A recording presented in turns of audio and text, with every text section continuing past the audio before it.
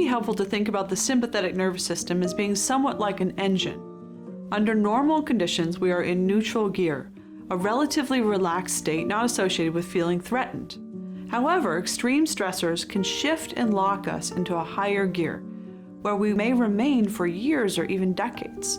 Many of my patients have described this state as feeling constantly revved up and being unable to throttle down.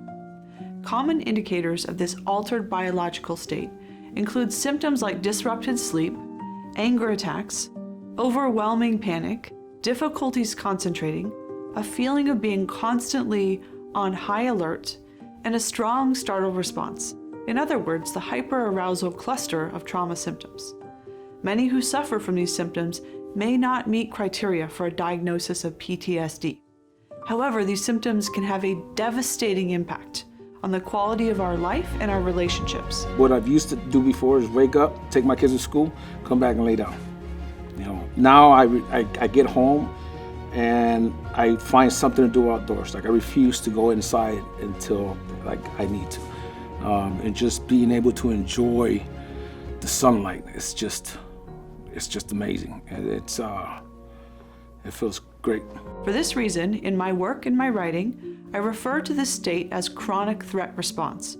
Based on the research of Lynch and colleagues, it seems that SGB most directly targets the hyperarousal symptoms that characterize the chronic threat response I've observed in my work. SGB involves injecting a widely available, commonly used anesthesia into a bundle of nerves in the neck, just above the collarbone. The injected medication has the short-term effect of soothing and resetting the overactive nerves. To return to the earlier analogy, SGB seems to manually pop a stuck gear back into neutral.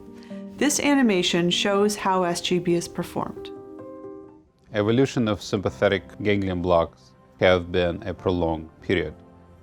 The latest and the best approach currently is ultrasound guidance, which is an amazing way to be able to see the blood vessels as well as the nerves, which makes it much safer and more effective.